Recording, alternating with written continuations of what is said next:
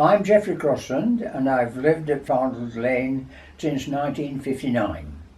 I originally came from Yorkshire, of course, where Nora and I lived at Barnsley. And after obtaining the necessary qualifications, I applied for a post as lecturer at People's College in Nottingham, and successfully I had, and I was teaching there for at least 30 years. So you've lived in this village then for over 60 years. Oh yeah. What changes have you seen? Arnold Lane, for instance, or the new roads in particular. Yeah. We're a member of the Youth Burn Joys, Nora and I. Of course, I remember Probers as well, Trent Valley Probers. And it's strange, really. I find the thing that changed my life was national service in the RAF. So when was that?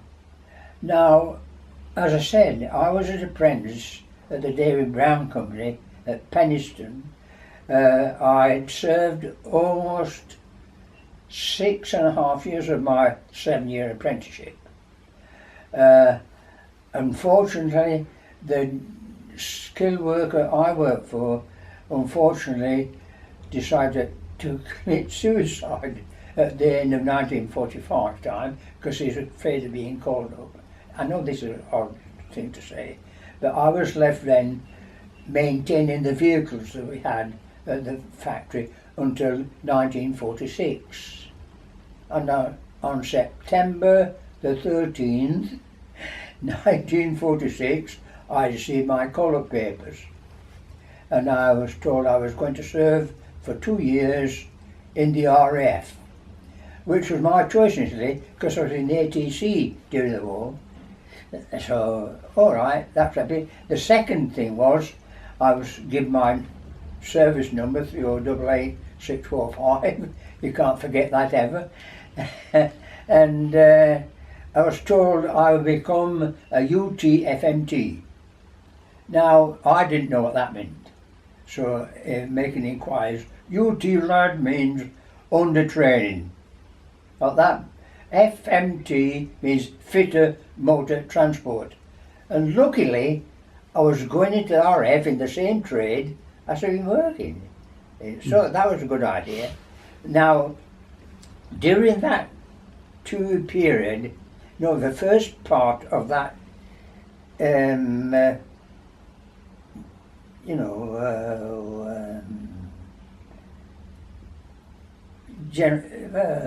trying to think of the word. Anyway, the first part of that RF period was basic training, right? And after they'd done the initial introduction and all this, measure for a uniform and all that kind of thing, you were then transferred to a place called West Kirby in the Wirral for basic training, which took on 6 weeks. Has any of you been in forces? No? We did 6 weeks training, and be honest with you can split that into 3. First of all, physical fitness was one, marching up and down the parade ground without rifles was another one, and thirdly was how to use the rifle and possibly something like a Stengun as well. Those 3 fit in. Now, while I was there, let me show you something. That is the original photograph of my group, of my hut. There were 30 of us in one hut, hut 14. And the 2 front members there, there's all the signatures on the back of that, by the way. And I bet you can't find me on there, can you, Steve? Eh? Bottom left? No. No, where is it then? Let's show you. That chap there is me. Now there's a most important person on this that made a lot of difference to my future. And that was this man at this end. Right? Right. So, there. Now the name of that young man was called Eric Croft. And Eric That's actually Eric there. came from Dewsbury. Another Yorkshireman. A Yorkshireman like myself, yes. So Now- where are you, Jeff? Yeah, which one's? Right. Okay. See? Now this is where the bit comes in. At the end of our 6 weeks, Eric knew I had a motorcycle and he invited me over to Dewsbury. And with a couple of days before we posted to our next station, when I arrived at Dewsbury, at Eric's home, I was, welcomed in as usual, and of course led into the best room as usual. And in that best room was another visitor. That young lady up there. So that's where you met Nora. That was where I met Nora. Okay. And strangely enough, we got on like a house on fire. I even asked her for a date when I first met her, and she said yes. I took her to the pictures in Dewsbury. And from then on, I had to say cheerio, of course, and we wrote to each other, put it that simply, all the way through my national service days. Then, of course, when I came home again, the first thing I was motorcycle over to not Dewsbury, Batley Car, which is very close anyway, to pick up with Nora again, and the rest is, well, history, I suppose. So you came to Nottingham in 1959. Well, wait a minute. When I came out of the forces in 1949, I had one aim in life, and that was to do better than I was doing. And the only way to do that was to study. And I enrolled in Barnsley Tech in 1949 for 3 nights a week to take a City and Guilds course in motor engineering. I finished up with the first class pass. And strangely enough, that pass coincided with the same year as Nora and I were married. And I continued studying all the way through the 50s until by the 59 I'd applied for, the last thing I did was finish up actually going to Huddersfield to a teacher training college, technical teacher training college. And I used to travel there daily on my AGS motorcycle because I didn't like leaving. Of course, Gillian had come along by that time. Gillian was born in 57, so I didn't like leaving Nora and Gillian on their own. So I used to travel daily so I could come back with the family, every day. And that went on through 58 through to 59. We were told to apply for teaching posts. Well, I think I applied for 3 altogether. The first one was at Chester. The second was the Nottingham County Council education, which I think was not the one near Mansfield, was it? Roy West Notts College. North Notts. North Notts College. I went there on that. Strange enough, the reason why I didn't get those 2 posts was they said I hadn't any teaching experience, which is quite true really. It's rather funny really how this worked out. And the third one was Nottingham City Education Department. And this time, the thing I do remember about that thing at People's College where the thing took place was the 2 of the committee members who were interveners. Mr. Dixon was the principal at the time, and a chap called Woodward was Director of Education in the city then. It's no longer that now in Nottingham, of course. And there were 3 altogether, I can't remember the third one anyway. And my opponent at that time was a younger man than I, same qualifications, well, nearly the same qualifications, I'll come to that in a minute, as I had. And he actually lived in Nottingham, but was travelling to Melton Mowbray on a daily basis on a teaching post similar to what we were on both after. So they called him Jim Hopkinson. Jim and I were friends after this, by the way. And the third member of that thing was a gentleman by the name of Major G.N. Rushworth. The major being as in Army Major. Now, George had spent his full, term and it reached the rank of Major and now on a pension. And they decided to boost his pension up by applying for a job. So he was already employed by the People's College as a grade A teacher. We were applying for grade B, of course. But I think George realised he hadn't got much of a chance with the opposition. So when me and Jim went through the interview, right, we sat back and waited for the results.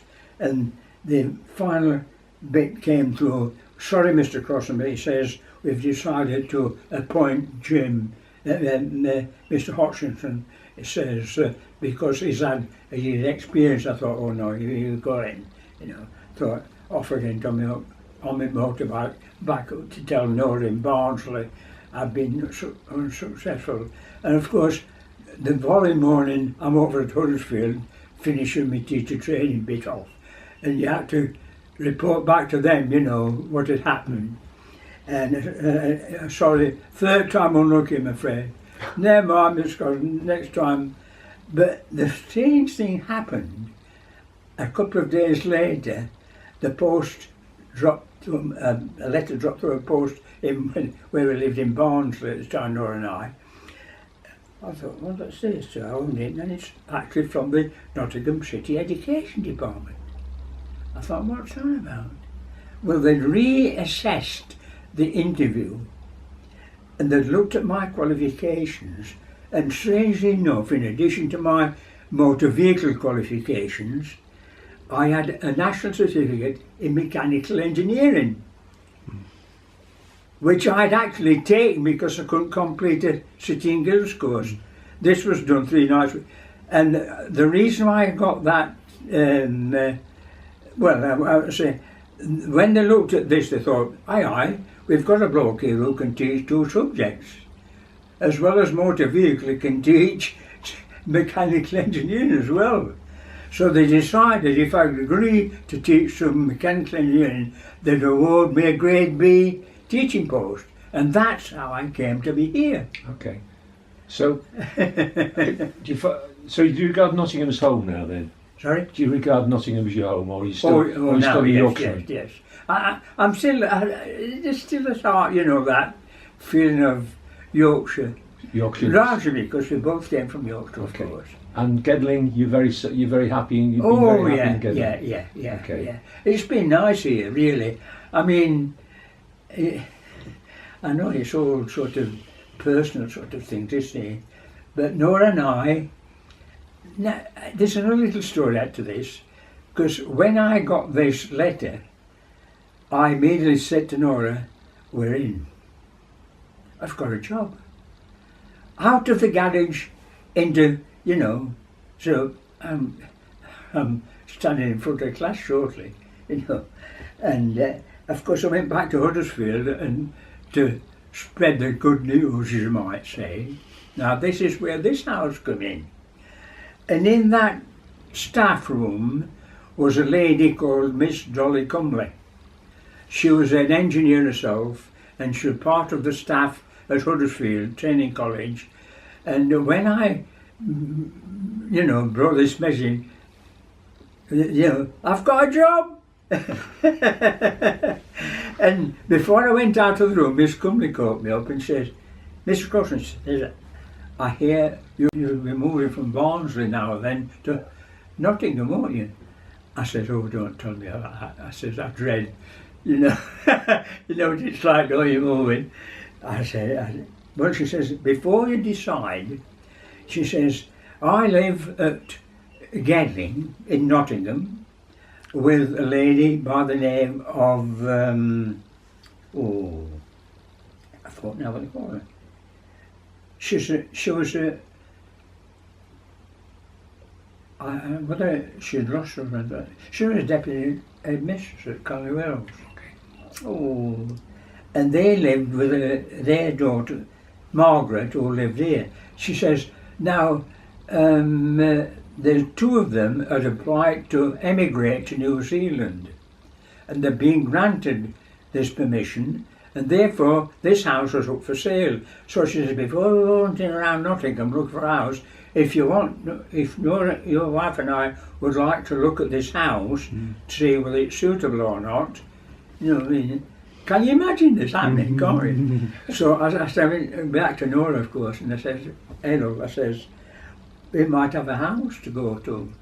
She says, what? I told her all the story, of course, and I says, we've got to go down and have a look at the house. I says, how are you fit for a ride down to Nottingham on the motorbike? This is very true. I had a 500 years, by the way, at that time. I was quite a good motorcyclist. You'll notice somewhere on here, by the way. No M1 then, was there? I haven't seen it. Well, I was a good motorcyclist in those days, I must admit. And Nora and I came down, we got one of our neighbours to look after Gillian, because she was only about 1 year old, I just had that. And we came down here. She says, when you come down the 614, she says, you'll see a road leading off to Mapley. Follow that road, she says, until you come to a set of traffic lights which points down Arnold Lane. If you look down Arnold Lane, you see a church in the distance. That's where you're aiming for. So Nora and I came down Arnold Lane on the motorbike. Look for the grey gold, she says, right, and then look for the almshouses on your left. Stop at the almshouses, look to the right, and look up, and you see High Croft. This was called High Croft. Nora sat there in the motorbike at the bottom here, and we looked up and thought, blimey, it's detached as well. I was a semi-detached in Barty, by the way. And I said, well, we might as well go and have a look. So knocked on the door and we welcomed in, round the property and everything like that, and we looked at each other and said, what do you think? Yeah, go on. And we came to agreement of the price, and that was it. That's how we came to live here. Amazing. And Nora was a big churchgoer, wasn't she? Oh yes. Now, it's funny that I was brought up, as you asked me where I was born, we didn't have a church. Well, we did, but it was basically a bit too far away, to be honest with you. And my parents had all been brought as Methodists. So as a child, my parents, along with brothers and sisters, mind you, I was in charge. My elder sister was 6 years older than me, so it came to me as responsible to go to chapel every Sunday morning. So we had about a mile down the road to go to a little place called Crane Moor, to the Primitive Methodist Chapel. So I was brought up as a Primitive Methodist.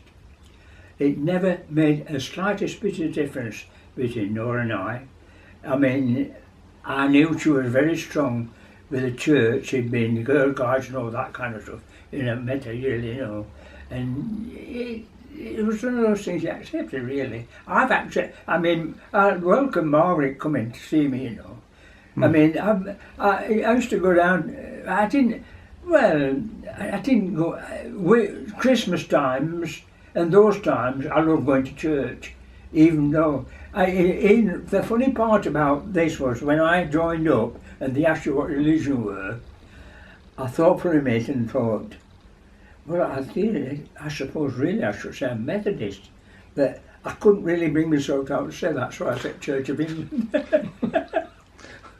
So I've been Church of England ever since. I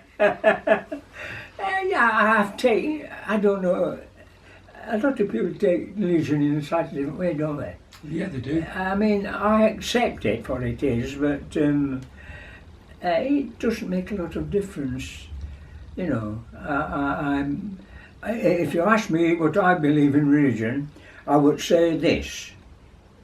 If everyone followed the Ten Commandments in this world of ours, we'd have a better world to live in. That's my opinion, if you like.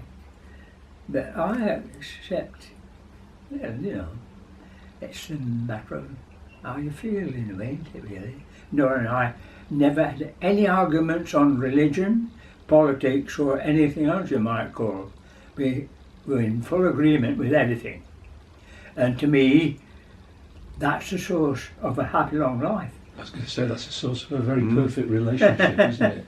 Yeah, you're Yeah. obviously very happy together, which is nice. Best thing I ever did. Jeff, we'll stop the interview there, okay? Thank you very much indeed. Yeah. Okay, Yeah, thanks, Go on, Jeff. on, you know. so that was good.